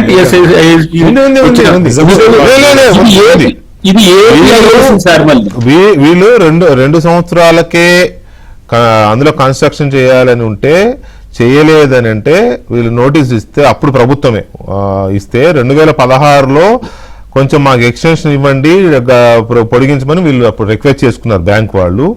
అయినా కన్స్ట్రక్షన్ చేయలేదు. అప్పుడు మళ్ళీ Telangana IIC industrial infrastructure corporation వాళ్ళు 2019లో 2020లో కూడా ప్రభుత్వానికి రిక్వెస్ట్ పెట్టుకున్నారు టీజీఐఐసి వాళ్ళు, ఇది వీళ్ళు ఏమీ చేయట్లేదు మాకు హ్యాండ్ ఓవర్ చేయండి అని. మళ్ళీ 2020 జూలై 2వ తేదీన మళ్ళీ ఎస్బీఐ కోరుకుంది ప్రభుత్వానికి మళ్ళీ మాకు కొంచెం ఎక్స్టెన్షన్ ఇవ్వండి అని.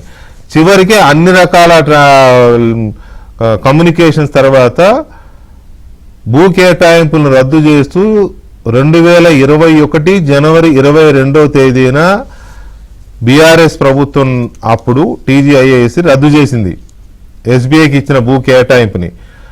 దాన్ని ఉపసంహరించుకోండి అని చెప్తూ ఎస్బీఐ ప్రభుత్వానికి లేఖ ఎప్పటికప్పుడు ఎక్స్టెన్షన్లే. దానికి సంబంధించి ఏదో కోర్టులో ఉంది. తర్వాత మళ్ళీ ప్రభుత్వం మళ్ళీ రాసింది లెటరు. ఆ తర్వాత విత్డ్రా చేసుకున్నారు, కేసు విత్డ్రా చేసుకున్నారు, నడుస్తూ ఉంది. అయినా కన్స్ట్రక్షన్ చేయకపోయేసరికి ప్రభుత్వం మొన్న లెటర్ ఇచ్చింది, ఆక్షన్ వేసింది. ఇప్పుడు ప్రభుత్వమే చీట్ చేసింది అనే ఇంప్రెషన్ బయటికి వెళ్ళడం వల్ల ఎవరికి నష్టం? రాష్ట్రానికి నష్టం, ప్రభుత్వానికి నష్టం, ప్రజలకి నష్టం. ఒక రకంగా కాదు. ఒక్క మాట చెప్తా వెంకటకృష్ణ గారు. 22,000 కోట్ల రూపాయలు మేము ఎస్బీఐతో ట్రాన్సాక్షన్ చేస్తాం.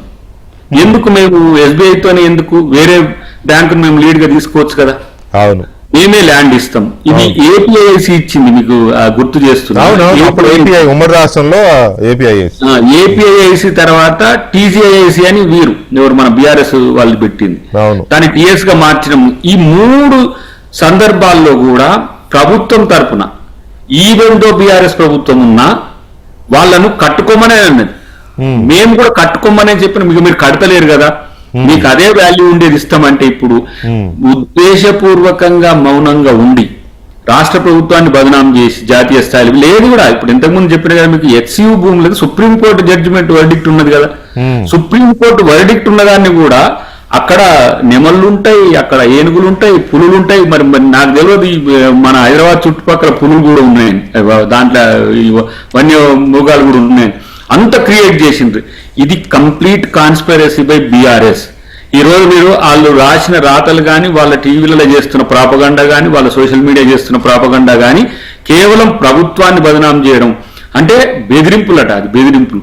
ఇప్పుడు ఆ భూమి నేను అంటున్న ఒక మాట, రాజశేఖర రెడ్డి గారు కానీ లేకపోతే రేవంత్ రెడ్డి గారు కానీ దాన్ని ఇంకో రూపంలో చేసి ఇంకో ప్రభుత్వ రంగ సంస్థకి ఇయ్యలేరా? అవును, ప్రభుత్వ రంగ సంస్థలు ఎన్ని పెండింగ్ ఉన్నాయి భూమి లేక. చాలా ప్రభుత్వ రంగ సంస్థలకు ల్యాండ్ రిక్విజిషన్స్ ఉన్నాయి, వాళ్ళు పెడుతున్నారు. ఆల్టర్ కూడా చేయగలుగుతాం కదా, అట్లా చేస్తలేరు. అసలు వాళ్ళ ఉద్దేశం ఏందో తెలుస్తలేదు. కానీ ఈయన వచ్చినాక మాత్రం దీన్ని రాద్ధాంతం చేయడం ద్వారా ముఖ్యమంత్రి గారు దీన్ని బెదిరింపులకు పాల్పడుతుందని చెప్పినట్టు, లేకపోతే దాన్ని కూడా మోసం చేసిందని చెప్పాలని చేసే ప్రయత్నాన్ని తీవ్రంగా తిప్పికొడుతూ మేము అంటున్నాం. ఇది నేను రిక్వెస్ట్ కూడా చేస్తాను డెఫినెట్ గా ముఖ్యమంత్రి గారు, ఆర్బీఐ గవర్నర్ గారికి చెప్పాలి. ఆపరేషన్స్ లో మీరు రాజకీయాలు ఎందుకండి? మీకు రాజకీయాల వాళ్ళకు అనుకూలంగా ఉండేటట్టు ఎందుకుంటే ప్రజల తరపున ఉండాలి, ప్రభుత్వం ఎవరి తరపున ఉన్నది? ప్రభుత్వం కూడా ప్రజల కొరకే కదా ఉన్నది.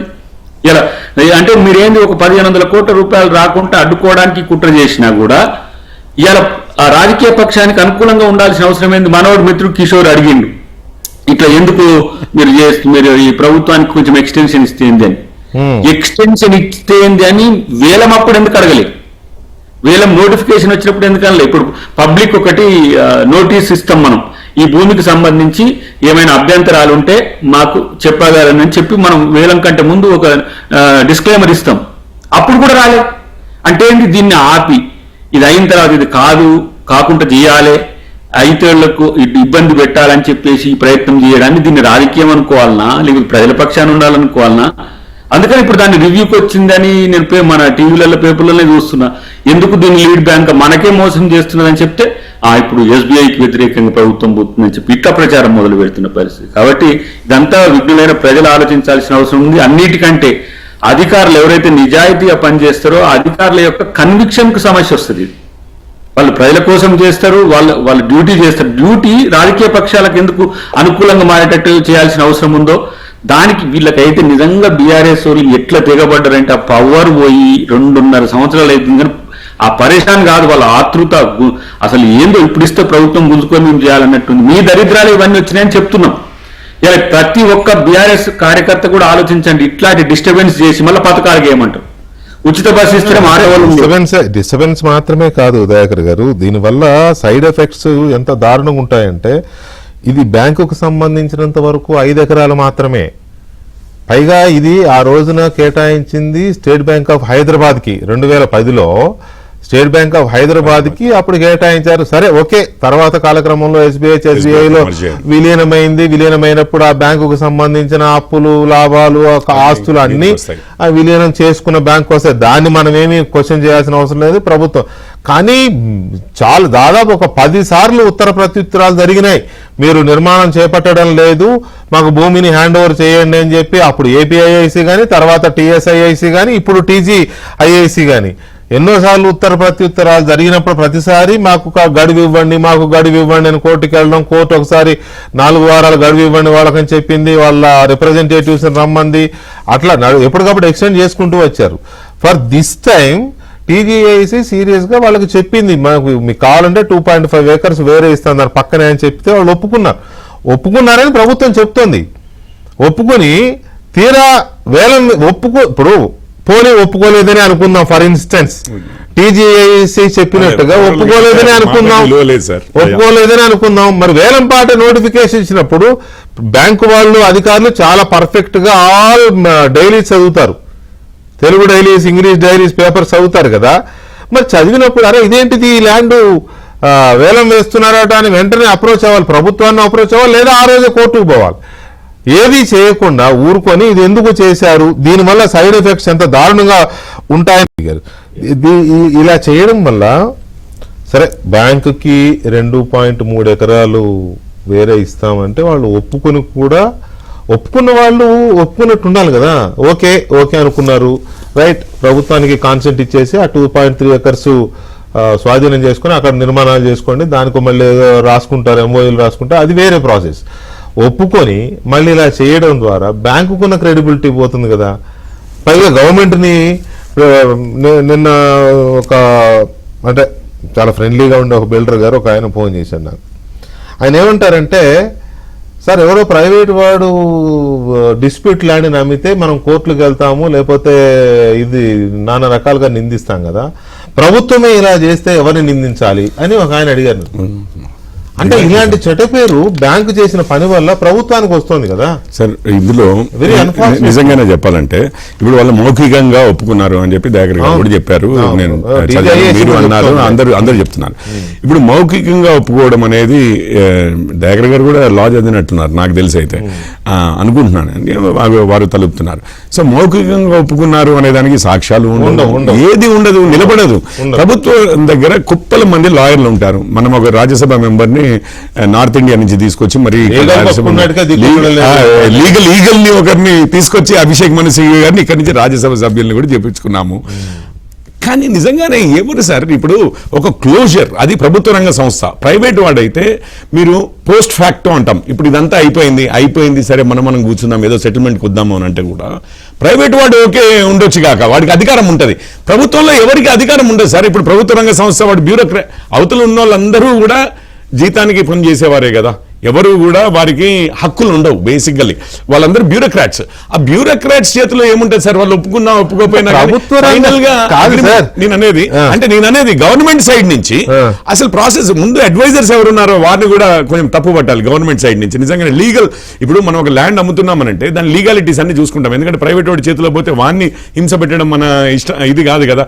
ప్రైవేట్ వాడికి ఏదో అమ్ముతున్నాము అని అంటే వాడికి గ్యారంటీ ఏంటంటే, నమ్మకం ఏంటంటే గవర్నమెంటే అమ్ముతుంది చేయబట్టే కదా, దీని నుంచి ఇంకో ఇష్యూ ఉండదు అని అనుకుంటాను. అదే సార్, నేను అనేది కూడా అదే సార్, రిజాల్వ్ చేసి తీసుకెళ్ళాలి. నేను అనేది కూడా అదే. ఈ ఒకవేళ ప్రభుత్వం అనుమానిస్తున్నట్టు లేదా అక్కడ సర్కమ్స్టాన్షియల్ ఎవిడెన్సెస్ ప్రకారం కాన్స్పిరసీ ఉన్నట్టే కనపడుతుంది కదా. ఒకవేళ ఈ కాన్స్పిరసీ దీని ఉద్దేశమే కనుక ఉన్నట్టయితే ప్రభుత్వం మీద కూడా ఉండే నమ్మకం, మీరన్న నమ్మకం సడిలిపోయే ప్రమాదం ఉంది కదా. అది ఆలోచించాలి కదా, బ్యాంక్ ఆలోచించాలి, రాజకీయ పార్టీలు కూడా ఆలోచించుకోవాలి కదా, ఆలోచించుకోవాలి సార్. నేను అనేది అందుకనే ఆ పెండింగ్ ఇష్యూని అట్లా చేయకుండా ఒక క్లోజర్ కి తెచ్చుకోవాల్సింది అని చెప్పి ఒక మాట అంటున్నాను. ఇంకొకటి, మన ప్రభుత్వం కిషోర్ గారు, మీరు నేను మనకి ఏదో కంపెనీ ఉంది, డబ్బులు లేవు, కట్టలేకపోతే అర్థం ఉంది సార్. SBI 2010 నుంచి ఇప్పటిదాకా ఏమి కట్టకుండా తీసుకురావాల్సింది. నేను ఒక్క విషయం, ఎవరు క్లోజర్ తెచ్చుకోవాలి, బ్యాంక్ తెచ్చుకోవాలా, ఎన్ని కమ్యూనికేషన్ స్టూడెంట్ గా సార్ నేను ఒక స్టూడెంట్ గా చెప్తాను. ఇప్పుడు నాకు చదవాలంటే టైం అయిపోతుంది నా దగ్గర కంప్లీట్ ఇది ఒక మాట. నేను మీరు అన్నారు కాబట్టి నేను తీసుకుంటా. ఎందుకంటే దిస్ ఇస్ గవర్నమెంట్స్ ఇష్యూ అండి. గవర్నమెంట్ గ్యారంటీగా గవర్నమెంట్ నమ్మకం పోకూడదు. ఒక విషయం సార్, ఇప్పటికే ప్రభుత్వం పైన ప్రజలు గాని పెట్టుబడిదారులు గాని వ్యాపారం చేసే వాళ్ళు గాని ఎట్టి నమ్మకం సన్నగిల్లకూడదు. ఇక్కడ పాయింట్ ఏంటంటే రాయదుర్గం రెవెన్యూ పరిధిలో 2006-2007 నాటికే ఎకరం భూమి మార్కెట్ ధర 25 నుంచి 30 కోట్ల వరకు ఉంది. 2010 నాటికి రాయదుర్గం పరిధిలో భూమి ధర ఎకరం 40 కోట్లు పలుకుతోంది. 2010లో ఉమ్మడి రాష్ట్ర ప్రభుత్వం జీవో ఆర్టీ నంబర్ 501 ప్రకారం సర్వే నంబర్ 83/1లో 5 ఎకరాల భూమిని కార్యాలయ నిర్మాణము ఇతర కార్యకలాపాల కోసం స్టేట్ బ్యాంక్ ఆఫ్ హైదరాబాద్ కు 13.3 కోట్ల కేటాయించింది. ఏది మొత్తం 5 ఎకరాలు కలిపి. బహిరంగ మార్కెట్ ప్రకారం చూస్తే ఆనాడు ఎస్బీహెచ్ కేటాయించిన 5 ఎకరాల విలువ 200 కోట్ల పై మాటే. ఎస్బీహెచ్ నిర్మించే కార్యాలయాలు ఇతర వాణిజ్య కార్యకలాపాలతో ఆ ప్రాంతం మరింతగా అభివృద్ధి చెందుతుందని నాటి ప్రభుత్వం భావించింది. ఆ కారణంతోనే 200 కోట్లు ధర పలికే భూమిని కేవలం 13.3 కోట్లకే ప్రభుత్వం ఎస్బీహెచ్ కేటాయించి. మీరు ఒకసారి ఆలోచించండి, 2010 నాడు ఆ ప్రాంతంలో ఏమన్నా ఉందా? It was nothing but a jungle. ఒక 5 years back it was nothing but a jungle, right? 2010లో అవును, కొండ ఉండింది, కొండలు, అడవి, చెట్లు, పల్లెటూరులాగా కూడా కాదండి. అలాంటి ప్రాంతంలో ఒక ఎస్బీహెచ్ లాంటి ఆఫీస్ వస్తే డెవలప్ అవుతుందనే ఉద్దేశం ప్రభుత్వం ఇచ్చింది. 2011 జనవరి 12న రాష్ట్ర ప్రభుత్వం ఎస్బీహెచ్ మధ్య భూ విక్రయ ఒప్పందం జరిగింది. ఆ భూమిని ఎస్బీహెచ్ కు ప్రభుత్వం అప్పగించేసింది. భూమి అప్పగించిన ఏడాది తర్వాత కూడా ఎస్బీహెచ్ ఎటువంటి నిర్మాణ పనులు ప్రారంభించకపోవడంతో 2012 సెప్టెంబర్ 13న ఏపీఐఏసీ ఎస్బీహెచ్ కి షోకాజ్ నోటీస్ జారీ చేసింది. Please note this point. 2012లోనే సెప్టెంబర్లోనే షోకాజ్ ఇచ్చారు, మీరే పనులు చేయట్లేదని. తమకు కేటాయించిన భూమిలో నిర్మాణాలకు మరింత సమయం కోరుతూ స్టేట్ బ్యాంక్ ఆఫ్ హైదరాబాద్ ప్రభుత్వానికి 2016 మార్చి 30న నివేదించింది. అంటే ఏంటి, 4 ఏళ్ల తర్వాత, రాష్ట్ర విభజన జరిగిన తర్వాత తెలంగాణ ప్రభుత్వాన్ని కోరుకుంది కొంచెం ఎక్స్టెన్షన్ ఇమ్మని చెప్పి. తర్వాత 2000 కార్యాలయ నిర్మాణం ఇతర కార్యకలాపాలకు సంబంధించి ఎస్బీఐకి కేటాయించిన, అంటే ఎస్బీఐలో విలీనమైంది ఎస్బీహెచ్ 2017లో ప్రకారం ఉపయోగించనందున భూ కేటాయింపు రద్దుకు అనుమతించాలని టీఎస్ఐఐసి ప్రభుత్వానికి 2019 మే 27న నివేదిక సమర్పించింది. ఆ ప్రాజెక్టు అమలుకు చివరి అవకాశం ఇవ్వాలని ఎస్బీఐ 2020 జూలై 2న రాష్ట్ర ప్రభుత్వానికి లేఖ రాసింది. 15 రోజుల్లోగా ప్రాజెక్టు అమలుకు సంబంధించిన కాల పరిమితిని సమర్పించాలని 2020 జూలై 30న రాష్ట్ర ప్రభుత్వం ఎస్బీఐకి తుది షోకాస్ జారీ చేసింది. ఎవరిచ్చారు ఇది? అప్పటి బీఆర్ఎస్ ప్రభుత్వమే ఇచ్చింది. 2020 ఆగస్టు 18న ఈ విషయంపై ఎస్బీఐ నుంచి టీఎస్ఐఐసికి లేఖ అందింది. ఆ లేఖపై 2020 సెప్టెంబర్ 1న టీఎస్ఐఐసి రాష్ట్ర ప్రభుత్వానికి నివేదిక అందజేసింది. ఇలా చదువుతూ పోతే చాలా ఉంది దీని చరిత్ర. బీఆర్ఎస్ ప్రభుత్వం కూడా చాలా షోకాదులు ఇచ్చింది. అరుణ్ కుమార్ గారు ఇన్నిటికి రిప్లై ఇవ్వకుండా చివరికి ఆక్షన్ నోటిఫికేషన్ చూసి కూడా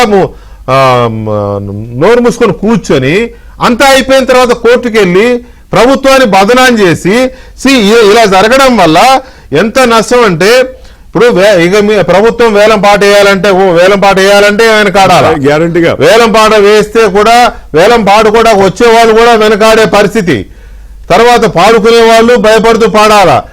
దాంతో పాటు భూముల ధరలు పడిపోతాయి. వేలం పాటలో పోటీతత్వం తగ్గిపోతే భూముల ధరలు తగ్గిపోతాయి. అంటే ఇవన్నీ చేయాలనే దీని వెనుక కుట్ర జరుగుతోంది అనుకోవాలి కదా అరుణ్ గారు? సార్ డెఫినెట్ గా సార్, 87 రోజులు దాటితే తమ సబ్స్క్రైబర్ అకౌంట్ హోల్డర్ ని ఎన్పిఏ కింద డిక్లేర్ చేసి ఆక్షన్ కి వెళ్తుంది. అవును, సిబిల్ స్కోర్ ఈ రోజు 15 నెల రోజులకు ఒకసారి తీసే సౌలభ్యం ఇచ్చినాయి బ్యాంక్, రిజర్వ్ బ్యాంక్ ఇచ్చింది. అంటే మరి ఎక్స్పెడైట్ గా, అంటే బ్యాంకులు కూడా మనతో పాటు డే బై డే పరిగెత్తుతున్నప్పుడు మరి ఎందుకు ఎస్బీఐ 17 సంవత్సరాలు సుమారుగా ఇంకొక అద్భుతమైన ఆప్షన్ ఉంది ఎస్బీఐ దగ్గర. ఎస్బీఐ కుబేరుడు సాక్షాత్తు, వాళ్ళకే డబ్బు తక్కువ. సక్సెస్ఫుల్ బిల్డర్ గా ఎవరైతే ఉన్నారో వాళ్ళ డబ్బులు ఎంత పే చేస్తున్నారో, మరి ఎస్బీఐ నిజంగా కూడా కమిట్మెంట్ ఉండి ఆ ల్యాండ్ మీద వాళ్ళకు ఏదో దాంట్లోనే మేము బతకాలి, దాంట్లో అది లేకపోతే ఎస్బీఐ దివాళీ తీస్తుంది అన్న ఫీలింగ్ ఉన్నప్పుడు ఈ సక్సెస్ఫుల్ బిల్డర్ ఏదైతే కోట్ చేసిండో అదే డబ్బులు ఎస్బీఐ కట్టొచ్చు కదా సార్, ఏముంది? కట్టొచ్చు, లేదంటే గవర్నమెంటే కదా కడుతుంది. కట్టొచ్చు, అట్లా అది కట్టొచ్చు, లేదంటే ఇన్ టైంలో కన్స్ట్రక్షన్ చేసుకోవచ్చు కదా, అది చేయలేదు. అది కన్స్ట్రక్షన్ షురూ చేయలేదు అసలు. సార్ ఇప్పుడు ఎందుకు నేను ఇవాళ చదివిన 200 మెసేజ్ ఇంకా చాలా ఉంది సార్, అదంతా చూస్తే నాకు ఒక కన్వర్జేషన్ బ్యాంక్ కి గవర్నమెంట్ కి ఎంత ఎన్నిసార్లు కమ్యూనికేషన్స్ అన్నిటినీ వైలేట్ చేసి ఎప్పటికప్పుడు ఎక్స్టెన్షన్ అడుగుతూ ఏదో ఎందుకంటే దిక్కు దివాణం లేనోడు అడిగినట్టు కనుక అడిగి డబ్బులు లేనట్టు ఇప్పుడు ఆ ప్రాంతం అంతా ఆనాడు అడవిలా ఉండేది, ఇప్పుడు అసలు కాంక్రీట్ జంగిల్ అయిపోయింది అది. అలాంటి ప్రాంతంలో ప్రభుత్వాన్ని ఇరుకుని పెట్టడం కాకపోతే ఇది ఏమనుకోవాలి దీన్ని? సో ఇక్కడ దయాకర్ గారు దీంట్లో ఒకటి చాలా క్లియర్ కనపడుతుందండి. భవిష్యత్తులో ప్రభుత్వ భూముల్ని వేలం పాటలు పెట్టడానికి ప్రభుత్వం వెనకాడాలా, రెండోది వేలం పాట పెట్టినా కూడా ఎవరు ముందుకెళ్ళే లేకుండా చేయాలా, తర్వాత పోటీతత్వం తగ్గిపోతే ధరలు పడిపోవాలి, ప్రభుత్వం ఇబ్బంది పడాలా, ప్రభుత్వానికి నిధులు సమకూరొద్దు, ఈ రకమైన ఆలోచనలు ఏవో కనబడుతున్నాయండి మొత్తం మీద ఇదంతా చూస్తుంటే. ఇప్పుడు ఇది టీజీఐఏసీ చేసినా, టీఎస్ఐఏసీ చేసినా, ఏపీఐఏసీ చేసినా ఏంటి సార్, ఇది ఇండస్ట్రియల్ ఇన్ఫ్రాస్ట్రక్చర్ సంబంధించింది. ఐఏసీ అంటే దీన్ని ఇండస్ట్రీగా చూసినప్పుడు అది క్యాన్సిల్ చేసింది. అంటే ప్రజా ప్రయోజనం లేదు, దీంట్లో బ్యాంక్ ప్రయోజనం లేదు, వీళ్ళు ఉద్దేశపూర్వకంగానే దీన్ని చేస్తున్నారని చెప్పి క్యాన్సిల్ చేసింది. అట్లా అందరికి క్యాన్సిల్ చేస్తారు. రీఅలొకేషన్ కూడా ఇచ్చింది. ఇప్పుడు ఇంతకుముందు నేను మౌఖికంగా అన్నది ఎందుకు అని అంటే, కూర్చొని చర్చించుకునేటప్పుడు మనం దీనికి బదులు ఇంకొకటి ఇస్తాము, దానికి మీరు ప్రయత్నం చేసుకోండి, మీరు అప్లై చేసుకోండి, మేము పెడతాం, అది 2.3 acres ఉంది, అది కూడా మీరు అన్నట్టు 600 కోట్లు అని. ఆ రోజు అట్లా చెప్పిన వాళ్ళు మరి వాళ్ళ అగ్రిమెంట్ కూడా చేసుకోవడానికి ఇష్టం లేకుండా దూరమైంది. ఇప్పుడు పిలిచినప్పుడు రావట్లేదు. ఇప్పుడు మీరు 10 చెప్పుంటారు, 47 పాయింట్లు ఉన్నాయి సార్ దీంట్లో. నాకు మా ప్రభుత్వం నుంచి పంపించిన దాంట్లో 47 times ట్రాన్సాక్షన్స్ జరిగినాయి. 29/5/2026 ఇప్పుడు దీనిది లాస్ట్ ట్రాన్సాక్షన్. వీళ్ళు కోర్టుకు పోయిండ్రు. కోర్టు ప్రతిసారి ఏమంటది, ప్రభుత్వానికి మధ్య వచ్చినప్పుడు ఆ ఫీజిబిలిటీని చూసుకొని కొంచెం వాళ్ళకి అవకాశం వేయండి, ఒక ఆపర్చునిటీ అండి. ఇంకోటి ఏంది దీంట్లో, మీకు రాష్ట్రం విడిపోయింది, బ్యాంకు కలిసిపోయింది. ఏమైంది, అది SBH కాస్త SBIకి మర్జ్ అయింది. మర్జర్లో ఇప్పుడు దీన్ని ఆ ప్రాపర్టీస్ ని అక్వైర్ చేయాలంటే ఇది ప్రాపర్టీస్ కింద లేదు, అలొకేషన్ ఆఫ్ ది టీజీఐఏసీ కింద ఉంది. కాబట్టి ఇవన్నీ కూడా ఒక ఎత్తు అయితే, లాస్ట్ 2 years నుంచి జరుగుతున్నది, 3 years నుంచి జరుగుతున్నది. మా గవర్నమెంట్ వచ్చినాక ఏంది, వీళ్ళు ప్రతి భూమి మీద నిఘా వేసిండ్రు బీఆర్ఎస్ వాళ్ళు. ఏ భూమిని కూడా ప్రభుత్వానికి ఉపయోగపడకుండా చేయాలి. ప్రైవేట్ వ్యక్తులదైతే దాన్ని రాద్ధాంతం చేసి బ్రేక్ చేసి ఆడ మొత్తం ప్రజలది భూములు ప్రభుత్వం కొట్టేస్తుంది, లేకపోతే ప్రభుత్వంలో ఉన్న పెద్దలు కొట్టేస్తారు అని చెప్పాలి, లేకపోతే పొంగులేటి గారి మీద వేయాలి, లేకపోతే రేవంత్ రెడ్డి గారి మీద వేయాలి. ఇట్లా ఇంత ఆథెంటిక్ గా అపేరెంట్ గా వేలం ప్రకటిస్తే, రేపటి రోజు నువ్వు వేలం కూడా దాన్ని వేలం తీస్తే కూడా ఏమంటారు, భారత రాజ్యాంగం ప్రకారం కాదని చెప్పే స్థితికి తెస్తున్నారు వీళ్ళు. అంటే వీళ్ళకి మాత్రం కోట్ల రూపాయలకు సంబంధించిన అవినీతి అక్రమాలకు సంబంధించి మాత్రం మేము చేయలే, మేము పట్టించుకోలే, మేము మాకు సంబంధం లేదని చెప్తున్నారు. కాబట్టి ఇది రాష్ట్ర ప్రజలకు ఉపయోగపడేదాన్ని కూడా వ్యతిరేకిస్తున్నారు అని అంటే బీఆర్ఎస్ నాయకులు మైండ్ సెట్ ఏందో. బీఆర్ఎస్ నాయకులన్నీ కూడా వేస్తారు, వాళ్ళిద్దరికే కడుపు మంట ఎక్కువ ఉన్నది, లోపల ఉంటే ఆయనకేం కొత్త ఉడుకుతున్నది. కాబట్టి నేను అంటున్నా, దానివల్ల హైదరాబాద్ యొక్క బ్రాండ్ పడిపోతుంది, హైదరాబాద్ గ్రోత్ పడిపోతుంది, హైదరాబాద్ ల్యాండ్ వాల్యూస్ పడిపోతాయి కదండి. ఇప్పుడు ఒక మాట, ఆ హరీష్ అంటే తలకాయ ఉందా, ఏమంటాడు, ఫ్యూచర్ సిటీని మేము వస్తే రద్దు చేస్తాం, అవతల రావద్దు, ఎవడు బయట నుంచి వచ్చేటోడు. ఈయన వచ్చిన రోజు దాన్ని రద్దు చేసిన రోజు మేము ఇంకో ఆ భూములు తీసుకున్నది భూములు తీసుకున్నది మేము ఫార్మాక్ అగ్రిమెంట్ చేసినాం. కాబట్టి మీరు ఫ్యూచర్ సిటీ అని ఇంకో ఇండస్ట్రీ పిచ్చోడు తలకాయ లేకుండా మాట్లాడుతున్నా అనిపించింది నాకు. ఆడ ఫార్మా కంపెనీస్ కూడా ఉన్నాయి కదా, పాగలగాళ్ళకి ఇష్టం వచ్చినట్టు మాట్లాడుతున్నారు. అంటే 30,000 ఎకరాలు వాళ్ళు సేకరించింది 12-13,000 ఎకరాలు కావచ్చు కాక. రైతులు ఏమనుకోవాలి, ఓయ్ మేము మీ కొరకు అని ఇచ్చినాం నాయన, మా భూములు మాకు ఇచ్చేయని మళ్ళీ వాళ్ళు రావాలి. నిజాం నిర్మించిన హైదరాబాద్ ని ఇండిపెండెంట్ ఇండియాలో కాంగ్రెస్ ప్రభుత్వాలు రద్దు చేశాయా? తర్వాత చంద్రబాబు నాయుడు నిర్మించిన హైటెక్ సిటీని కాంగ్రెస్ ప్రభుత్వం రాజశేఖర రెడ్డి గారు రద్దు చేశారా? ఆ తర్వాత వచ్చిన కేసీఆర్ గారు రద్దు చేశారా? కంటిన్యూ ఇప్పుడు రేవంత్ రెడ్డి గారు ఏమైనా రద్దు చేశారా? కాదు, ఎందుకు రద్దు ప్రతిపక్షం- చేసుకోవాలనే ఆలోచనలు ఎందుకు? ప్రభుత్వాలు మారుతూ ఉంటాయి, బట్ డెవలప్మెంట్ ఈజ్ ప్రాసెస్ కదా. కాదు, ప్రతిపక్షం ప్రజల పక్షాన్ని ఎందుకు ఉండట్లేదు? ఇక్కడ నాకు డౌట్ ఇది. మనం ఏదైనా చేస్తామంటే దాన్ని రద్దు చేస్తామనో, దాన్ని ఇట్లా ప్రకటిస్తే అవతల ఎవరు రావద్దరే వాళ్ళ పంచాయతీ పొలిటికల్ బాగా వెండెట్టా ఉన్నట్టుంది, మనం ఆడికి పోవద్దని చెప్పి.